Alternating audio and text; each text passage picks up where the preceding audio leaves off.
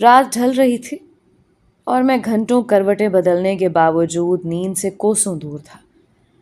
تنگ آ کر wheel chair کے ذریعے کھڑکی کے پاس آ بیٹھا اور باہر گرتی برف اور درختوں کی آپس میں ہوتی سرگوشیاں سننے لگا۔ برف کے پھول سوکھی ٹہنیوں سے گلا کر رہے تھے کہ ابھی تو وہ انہیں خود سے لپٹائے بیٹھی ہیں، لیکن بہار آتے ہی جب نئے شگوفے کھلیں گے تو وہ ان سے ناتا توڑ لیں گی، اور ٹہنیاں بے وفا محبوب کی طرح ان سے کبھی پورے نہ ہونے والے عہد و پیما کر رہی تھیں۔ اچانک میری نظر برف میں جمے ایک وجود پر پڑی جو یوگا کے آسن کو اپنائے برستی برف میں کھڑا تھا۔ وہ گرو تھا۔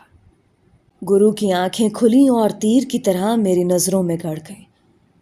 جانے کیوں مجھے اس کی آنکھوں میں شدید غصے کی جھلک نظر آئی۔ گرو نے مجھے نیچے آنے کا اشارہ کیا۔ میں کسی معمول کی طرح پلٹا۔ مجھے لگا میں خود پر اختیار کھو بیٹھا ہوں۔ میں نے ہپنوٹزم کے بارے میں آج تک جتنا کچھ سنا تھا اس کے تمام آثار میں اپنے وجود پر اس وقت محسوس کر سکتا تھا، لیکن پھر بھی میرے ذہن کا کوئی ایک حصہ ایسا ضرور تھا جو ابھی تک جاگ رہا تھا۔ تبھی میں جب برف کی چادر پر اپنی موٹرائزڈ ویل چیئر کے پہیوں کے نشان ثبت کرتا ہوا نیچے گھاس کے برف سے اٹے میدان میں گرو کے قریب پہنچا، تب بھی سوچ سکتا تھا اور یہ سب محسوس کر سکتا تھا۔ گرو کچھ دیر تک فاتحانہ انداز میں مجھے دیکھتا رہا، جیسے کہہ رہا ہو کہ دیکھا کیسے کچے دھاگے سے بندھے چلے آئے۔ لیکن اگلے لمحے ہی میری زبان سے نکلے سوال نے اس کی نظر کا سارا غرور چکنا چور کر دیا۔ کیا تم ہپنوٹزم بھی جانتے ہو؟ گرو کے چہرے پر کئی رنگ آ کر گزر گئے۔ کیا مطلب؟ یعنی کہ تم یہ سب کچھ محسوس کر سکتے ہو؟ میں نے ایک گہرا سانس لیا۔ ہاں، میرا وجود تمہاری نظر کے اثر میں یہاں نیچے تک خود کو دھکیل تو لایا ہے، لیکن میں اب بھی جاگ رہا ہوں۔ آسمان سے برستی برف ہمارے وجود ڈھانپ رہی تھی۔ رات کے وقت جب آسمان سے برف گرتی ہے تو برف کی اپنی ایک خاص روشنی ہوتی ہے، جیسے صفر سے بھی کہیں کم طاقت والے بہت سے دودھیا بلب آس پاس جل رہے ہوں۔ میں اور گرو بھی ایسی ہی مدھم روشنی میں رات کے سرکتے پہروں کو اپنی جھولی میں جمع کر رہے تھے۔ گرو مزید بے چین ہو گیا۔ میں پہلے دن سے ہی محسوس کر رہا ہوں کہ تمہاری روح میرا تسلط قبول کرنے میں شدید مزاحمت کر رہی ہے۔ کوئی ہے جو تمہارے اندر بیٹھ کر تمہاری حفاظت کرتا ہے۔ وہی تمہاری طاقت ہے۔ لیکن میں نے کبھی ہار نہیں مانی۔ وقت آ گیا ہے کہ تم خود مجھے بتا دو کہ کس ہستی کا سایہ ہے تم پر۔ میں اپنے آپ کو اندر سے انتہائی مضمحل محسوس کر رہا تھا۔ تم میرے وجود پر تو شاید کبھی اپنا تسلط قائم کر بھی لو، لیکن میری روح کے کواڑ صرف چند مخصوص دستکوں ہی پر کھلتے ہیں۔ گرو کچھ دیر نظروں ہی نظروں میں مجھے تولتا رہا۔ ٹھیک ہے، تو پھر کچھ لو اور کچھ دو کی بنیاد پر سودا ہوگا۔ تم مجھے اپنا راز دو گے اور بدلے میں تمہیں کچھ ایسا بتا جاؤں گا کہ تمہاری عاقبت سنور جائے گی۔ بولو، منظور ہے؟ اس حال میں بھی میرے ہونٹوں پر ایک نامکمل اور زخمی سی مسکراہٹ پھیل گئی۔ اگر میری عاقبت کا سنورنا اور بگڑنا تقدیر نے تمہارے ذمہ ہی لگا چھوڑا ہے تو ٹھیک ہے، ایک سودا اور سہی۔ اتنے میں ہم پر رات والی ڈیوٹی شفٹ کے خاتمے کے بعد واپس جاتی کسی نرس کی نظر پڑ گئی، اور وہ جلدی سے شور مچاتے ہوئے میری طرف دوڑی اور جلدی سے میرے برف سے بھرے وجود کو ویل چیئر سمیت دھکیلتی ہوئی اندر راہداری کی جانب لے گئی۔ گرو وہیں برف میں کھڑا ہمیں دیکھتا رہا۔ بعد میں مجھے اس کی پکی عمر کی ہیڈ نرس کا سٹاف نام ایمی معلوم ہوا۔ صبح جب وہ میرا معمول کا چیک اپ کرنے کے لیے آئی تو کافی خفا معلوم ہو رہی تھی۔ مما پاپا رات کو میرے کمرے سے ملحق کمرے میں ہوتے تھے، لہٰذا انہیں گزشتہ رات کی واردات کی خبر نہیں ہو سکی۔ میں نے نظروں میں ایمی کو منع کیا کہ وہ میرے رات بھر برف اوڑھنے کا ذکر نہ کرے۔ وہ ناراض سی تھرمامیٹر دیکھتے ہوئے بولی، تمہیں بخار ہو گیا ہے، اب تمہیں ڈانٹ پڑنی چاہیے۔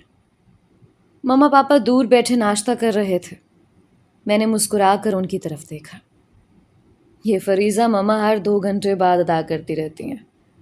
کیا آپ کو نہیں لگتا کہ ہمارے معمولات میں تھوڑی بہت تبدیلی ضروری ہے؟ وہ بھی ہنس پڑی۔ باتیں خوب بنا لیتے ہو۔ تم رات کو اس عجیب شخص کے ساتھ کون سی بحث کر رہے تھے؟ کون؟ وہ گرو؟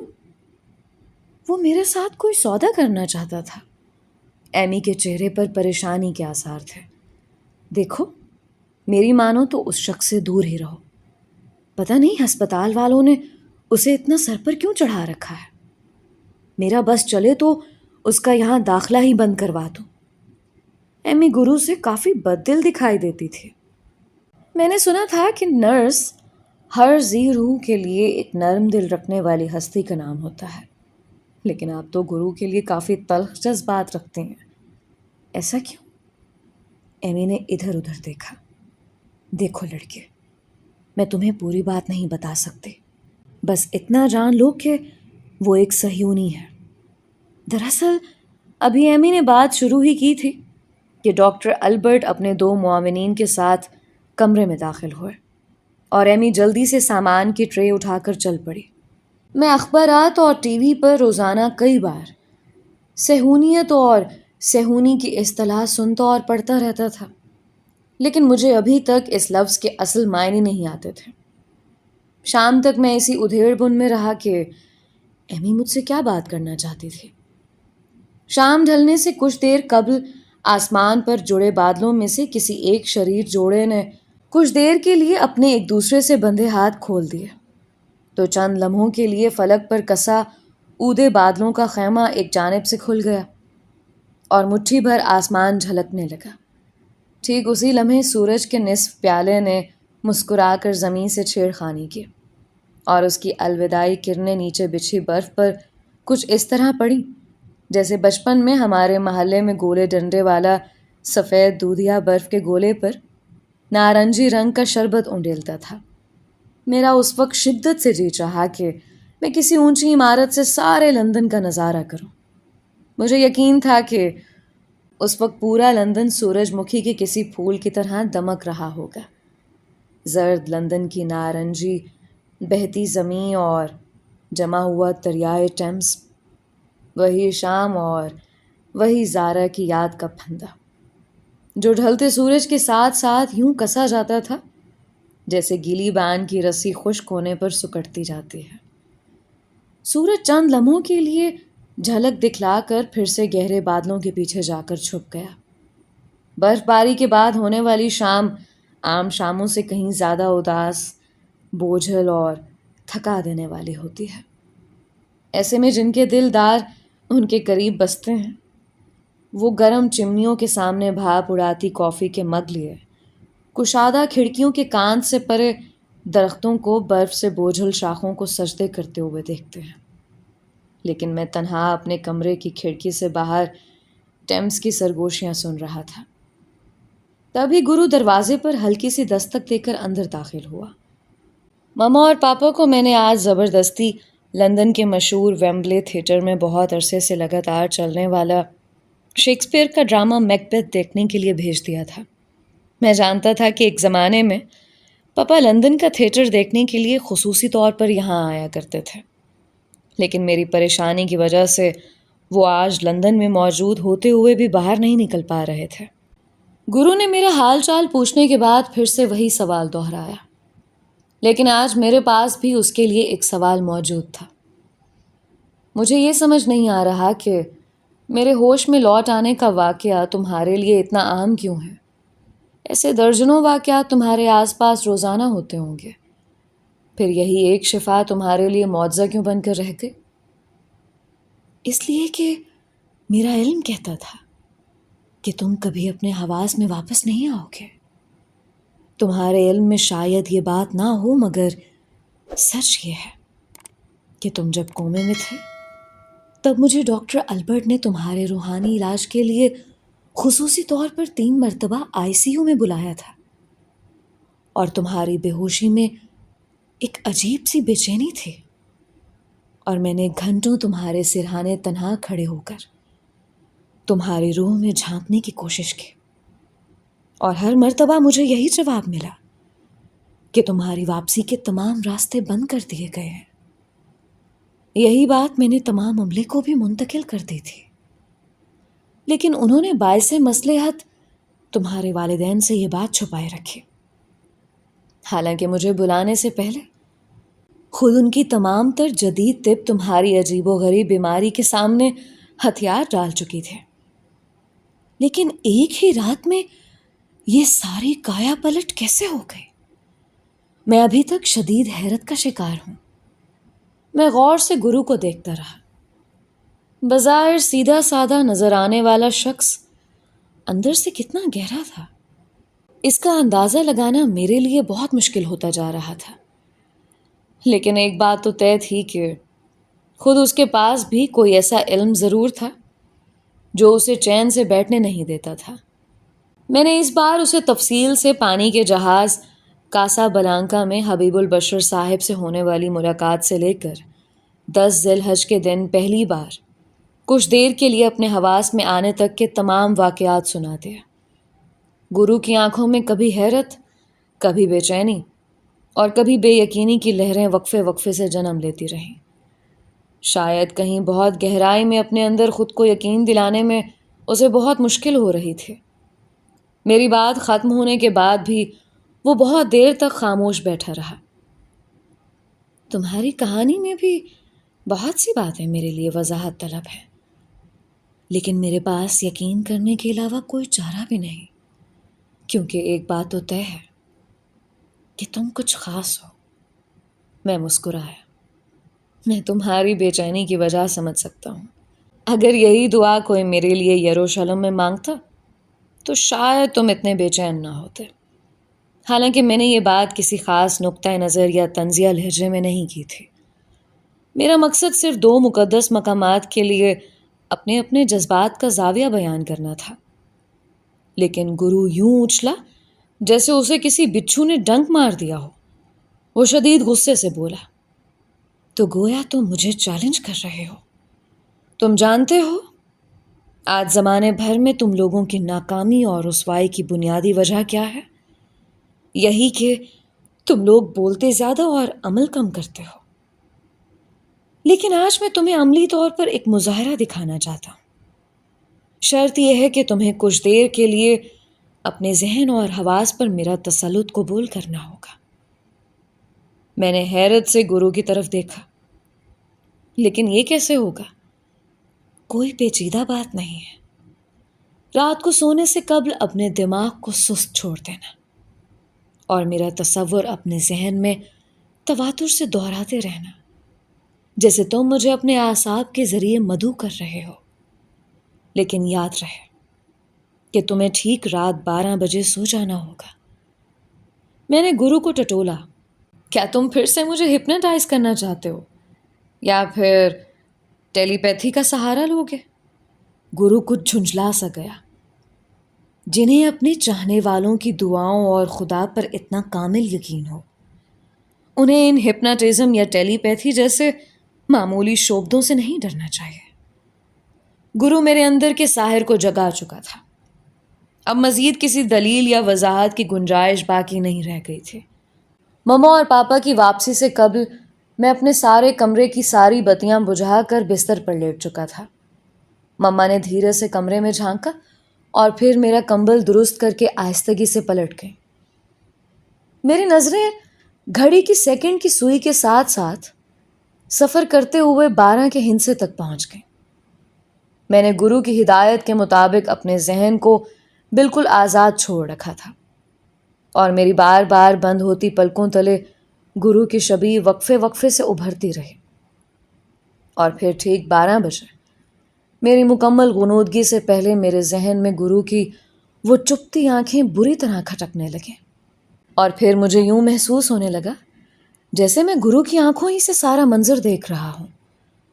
وہ ایک بہت بڑا سا ہال تھا جس کی اونچی دیواروں پر درجنوں وسیع روشن دانوں سے برف میں چٹکی چاندنی کی نیلنگو روشنی اس طرح اندر آ رہی تھی کہ لکڑی کے پتلے تختوں سے بنے فرش پر چکور نیلی روشنی کے مستطیل ٹکڑوں سے ایک دائرہ سا بن گیا تھا۔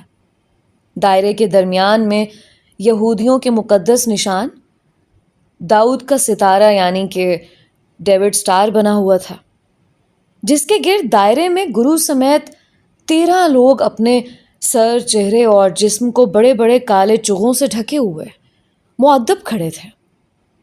ان میں سے ہر ایک کے ہاتھ میں ایک چاندی کا پیالہ تھا جس میں کسی بھیڑ کا خون بھرا ہوا تھا۔ نیچے زمین پر بنے ہوئے ستارے کو میں نے غور سے دیکھا تو وہ باقاعدہ دھات کی پتلی نالیوں کو جوڑ کر بنایا گیا تھا۔ گرو نے دھیرے سے زیر لب عبرانی زبان میں کوئی آیت پڑھی۔ یوں لگتا تھا جیسے وہ سب جس تقریب کے لیے یہاں جمع ہوئے ہیں اس کا وقت پورا ہونے کو ہے۔ گرو نے عبرانی زبان میں زور زور سے قوم یہود پر مابعوث ہونے والے پیغمبروں کے عبرانی نام دہرانا شروع کیے: میکابا، آموس، پرمیا، جون، یوحنا۔ پھر سب سے پہلے گرو اور پھر اس کی تقلید میں باقی سب چغا پوشوں نے اپنے اپنے پیالے کا خون زمین میں کھدے آئینی داؤدی ستارے کے بالائی کونے میں انڈیل دیا۔ خون تیزی سے 6 کونوں کی جانب یوں دوڑا کہ ترتیب وار پہلے کونے سے دوسرا کونا، پھر تیسرا اور پھر چوتھا۔ مجھے احساس ہوا کہ زمین میں ستارہ کھود کر اس میں چکنا فولاد اس طرح بھر گیا ہے کہ کسی بھی سیال مادے کو بہنے میں کوئی دقت نہ ہو، اور ستارے کو خاص طور پر اس طرح ڈھلان کی ایک سمت دی گئی ہے کہ اس کی ہموار فولادی نالیوں میں انڈیلا جانے والا مائع پہلے کونے سے ہوتا ہوا ترتیب وار یکے بعد دیگرے باقی 5 کونوں تک یوں بہتا ہے کہ چھٹا کونا چھوتے ہی داؤدی ستارہ مکمل ہو جائے۔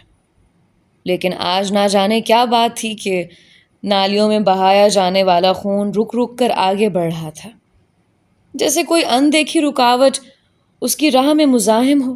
سبھی چغا پوشوں نے بے چینی سے ایک دوسرے کی طرف دیکھا اور پھر جیسے گرو کو اس مزاحمت کی وجہ سمجھ آ گئی، اس نے زیر لب کچھ پڑھ کر ایک جھٹکے سے آنکھیں بند کر لیں، اور ٹھیک اسی لمحے میرے ذہن کی چلتی وہ فلم بھی ایک دم یوں غائب ہو گئی جیسے کسی سینما کی اسکرین پر ریل کا فیتہ ٹوٹ جانے سے سب کچھ پل بھر میں مٹ جاتا ہے، یا کسی ٹی وی کا پردہ بجلی جانے سے ایک چمک کے بعد سیاہ پڑ جاتا ہے۔ گرو کی آنکھیں بند ہوتے ہی کھٹ سے میری آنکھ کھل گئی۔ باہر ہوتی برف باری اور شدید ٹھنڈ کے باوجود میرا جسم پسینے سے تر تھا۔ کچھ دیر تو مجھے سمجھ ہی نہیں آیا کہ میں پہلے عالم خواب میں تھا یا اب کوئی خواب دیکھ رہا ہوں۔ باہر گرتی برف کے گالوں کا حجم اور ان کی رفتار دونوں ہی زیادتی کی جانب مائل تھے۔ بارش کے موسم اور برف باری میں یہی ایک بنیادی فرق ہوتا ہے۔ بارش بے صبری ہوتی ہے، چیختی چلاتی شور مچاتی سارے آنگن کو سر پر اٹھا لینے والی، جبکہ برف صابر ہوتی ہے، خاموشی اور سکون سے برسنے والی، ایک سکوت سا طاری کر کے مبہوت کر دینے والی۔ مجھے اس لمحے نہ جانے ایسا کیوں لگا کہ بارش اگر عاشق ہے تو برف معشوق، کہ دونوں کا مزاج خود ان کی درجہ بندی کا آئینہ ہے۔ رفتہ رفتہ صبح کا سپیدہ نمودار ہونے لگا۔ ایسا لگتا تھا جیسے میرے کمرے کی کھڑکی کے شیشوں پر کوئی تازہ سفید کلئی پھیر گیا ہو۔ مما پاپا سے پہلے ایمی نے میرے کمرے میں جھانکا۔ لندن کی خوبصورت برفیلی صبح بخیر، میں مسکرایا۔ ڈاکٹر البرٹ جانتے ہیں کہ مسیحا گری کی ابتدا خوبصورت لفظوں اور ایک بھرپور مسکراہٹ سے ہوتی ہے، اور اس کے لیے انہوں نے ٹیم بھی خوب چنی ہے۔ ایمی بھی ہنس دی۔ اس کے انداز سے لگتا تھا کہ وہ مجھ سے کوئی بہت ضروری بات کرنا چاہتے ہیں، لیکن پہلے مما، پھر پاپا اور پھر ڈاکٹر البرٹ کی آمد نے اس کا مقصد پورا نہیں ہونے دیا۔ ڈاکٹر البرٹ نے میرے معائنے کے بعد اطمینان سے سر ہلایا۔ بہترین، لگتا ہے تم نے بہت جلد ہمیں الوداع کہنے کی تیاری کر رکھی ہے نوجوان۔ اسے جاری رکھو۔ ایمی وہاں کچھ دیر مزید رکنا چاہتی تھی، لیکن البرٹ نے کمرے سے نکلتے وقت کچھ کام بتایا۔ مجبوراً اسے بھی ڈاکٹر کے ساتھ ہی وہاں سے جانا پڑا۔ انہیں نکلے ہوئے ابھی 2 منٹ بھی نہیں ہوئے ہوں گے کہ گرو اپنے مخصوص حلیے میں کمرے میں داخل ہوا۔ مما کی تیوریاں چڑھنے سے پہلے ہی میں نے پاپا کو نظروں میں انہیں دوسرے کمرے میں جانے کی درخواست کی۔ پاپا نے مسکرا کر پائپ کا ایک بھرپور کش لیا اور کسی بہانے سے مما کو وہاں سے اٹھ کر لے گئے۔ گرو نے بات جوڑنے میں دیر نہیں کی۔ کیا مجھے گزشتہ رات کی کہانی دہرانے کی ضرورت ہے یا ہم اگلی بات کریں؟ تو گویا رات میں جو کچھ بھی دیکھا وہ خواب نہیں تھا، گرو کا کوئی شوبدہ تھا۔ اس لمحے مجھے شدت سے سلطان بابا کی یاد آئی۔ اگر وہ مہینوں میری اتنی سخت تربیت نہ کرتے تو آج میں گرو کے اس پہلے حملے ہی میں چاروں شانے چت ہو چکا ہوتا۔ لیکن میں یاقوت سے لے کر جبروت تک جانے ایسے کتنی انہونیاں جھیل چکا تھا۔ اطمینان سے تکیے سے ٹیک لگا کر گرو کو دیکھتا رہا۔ نہیں، میں نے رات کو وہ سب کچھ دیکھا جو تم مجھے دکھانا چاہتے تھے، لیکن مجھے یہ بات سمجھ نہیں آئی کہ تم نے اچانک چلتی ہوئی فلم کی ریل کیوں کاٹ دی؟ اب چونکنے کی باری گرو کی تھی۔ گویا تم سمجھ گئے تھے کہ میں نے جان بوجھ کر تم سے اپنا ذہنی رابطہ ختم کر دیا تھا۔ دراصل تمہاری وہاں موجودگی سے ہماری عبادت میں خلل پڑ رہا تھا، لیکن میں تو یہیں تھا، اپنے کمرے میں۔ گرو مسلسل مجھے گھور رہا تھا۔ اس کمرے میں صرف تمہارا جسم موجود تھا، لیکن تم اتنے خطرناک ہو کہ تمہاری صرف میرے ذہن میں موجودگی بھی میری عبادت میں رکاوٹ کا باعث بن رہی تھی۔ اسی لیے مجھے تم سے رابطہ توڑنا پڑا۔ گرو نے مجھے بتایا کہ رات جو رسم میں نے اپنے ذہن کے پردے پر چلتے ہوئے دیکھی اسے قدیم عبرانی زبان میں مقدس بہاؤ اور انگریزی میں پور اوور کہتے ہیں۔ صدیوں پہلے قوم یہود کے 13 معزز خاندانوں کے سربراہ بھیڑ کی مقدس قربانی کے بعد تبرک کے طور پر بھیڑ کا خون 7 دن تک اپنے گھر کے دروازے پر لگا رکھتے تھے، اور پھر 7ویں دن ایک بہت بڑے جشن کی صورت میں اس رسم کا خاتمہ ہوتا تھا۔ بقول گرو قدامت پسند یہودیوں میں یہ رسم اب بھی کسی نہ کسی صورت موجود تھی، اور کل رات میں نے جو منظر دیکھا وہ دراصل 7ویں دن کے خاتمے پر اسی پور اوور کی رسم کی اختتامی تقریب تھی۔ جس وقت گرو سرگوشی میں مجھے یہ ساری تفصیلات بتا رہا تھا، تب ایمی نے دوبارہ وقفوں سے میرے کمرے میں جھانکا اور نظروں میں کسی ناراض بزرگ کی طرح ڈانٹا کہ میں اس کے منع کرنے کے باوجود کیوں اس شخص کے ساتھ دوبارہ بات کر رہا ہوں۔ وہ مما سے بہت چھوٹی تھی، لیکن نہ جانے کیوں اس لمحے مجھے اس میں مما ہی کی جھلک دکھائی دی۔ شاید ادائے بزرگیت سبھی جگہ یکساں ہوتی ہے۔ اب میں ایمی کو کیا بتاتا کہ اسکول اور کالج میں بھی مجھے ہمیشہ سے سب سے زیادہ تجسس اور بات کرنے کی خواہش اسی بچے سے ہوتی جسے بات کرنے یا کھیلنے سے مجھے مما منع کیا کرتی تھیں۔ لیکن ایمی کو مجھے باقاعدہ ڈانٹنے کا موقع سپہر کی چائے کے بعد ہی مل سکا، جب مما اور پاپا ٹہلنے کے لیے نیچے جا چکے تھے۔ لڑکے، میں نے تمہیں منع کیا تھا نا اس گرو سے بات کرنے سے؟ مجھے اس کے انداز پر ہنسی آ گئی۔ آخر آپ اس شخص سے اس قدر خفا کیوں ہیں؟ بظاہر تو وہ مجھے کافی پڑھا لکھا اور شائستہ اتوار کا دکھائی دیتا ہے۔ ایمی کو غصہ آ گیا۔ اس کا یہی علم نہ جانے کتنے گھروں کے بچوں کی زندگی برباد کر چکا ہے۔ میں ڈرتی ہوں کہیں وہ اپنا سحر تم پر بھی نہ آزما بیٹھے۔ گویا ایمی کو بھی گرو کے کمالات کی کچھ خبر تھی۔ اس نے جلدی میں مجھے بتایا کہ آج کل لندن کے اعلیٰ طبقے میں گرو کا کافی اثر و رسوخ ہے، اور اس نے ایک بہت مہنگے علاقے میں اپنا نروانا ہاؤس بھی بنا رکھا ہے، جہاں وہ ہر شام اپنے درجنوں پیروکاروں کو سکون حاصل کرنے کے گر بتاتا ہے۔ انہی نوجوان شہدائیوں میں ایمی کا اپنا بھائی پیٹر بھی شامل تھا، جو بقول ایمی گرو سے ملنے کے بعد باقاعدہ اس کا غلام ہو کر رہ گیا تھا اور اپنا گھر بار چھوڑ کر اب سارا دن گرو کی خدمت میں ہی لگا رہتا تھا۔ ایمی مجھے ابھی اتنا ہی بتا پائی تھی کہ باہر کی راہداری کے اسپیکر پر کسی ایمرجنسی کے لیے ایمی کا نام پکارا جانے لگا۔ ایمی کو جلدی میں جانا پڑا۔ باہر سپہر تک تھمی برف باری پھر سے ہلکے گالوں کی صورت آغاز کی تیاری کر رہی تھی۔ گرو جاتے وقت مجھے شام 5 بجے نیچے نہر کی جانب آنے کا کہہ کر گیا تھا، لیکن مجھے اپنی مددگار نرس کو منانے میں بہت دیر لگی کہ وہ مجھے کچھ دیر کے لیے کھلی ہوا میں لے جائے۔ میں نیچے پہنچا تو مجھے دور سے گرو اپنے لمبے جوتوں سمیت برف کے میدان میں لمبے لمبے ڈگ بھرتا اپنی جانب آتے نظر آیا۔ اس کا حلیہ بتا رہا تھا کہ وہ بہت دیر سے برف میں کھڑا میرا انتظار کر رہا ہے۔ نرس کچھ فاصلے پر رک گئے۔ گرو نے میرے قریب پہنچ کر میری ویل چیئر پر اپنی چھتری تان لی۔ اچھا ہوا تم آ گئے۔ میرا تم سے وعدہ تھا کہ میں تمہیں ایک ایسا راز بتاؤں گا جسے پانے کے لیے دنیا صدیوں سے انتظار کر رہی ہے۔ میں نے اپنی پلک پر برف کے ایک موٹے گالے کی نمی محسوس کی۔ میں سننے کے لیے تیار ہوں۔ گرو نے عجیب سے لہجے میں سرگوشی کی۔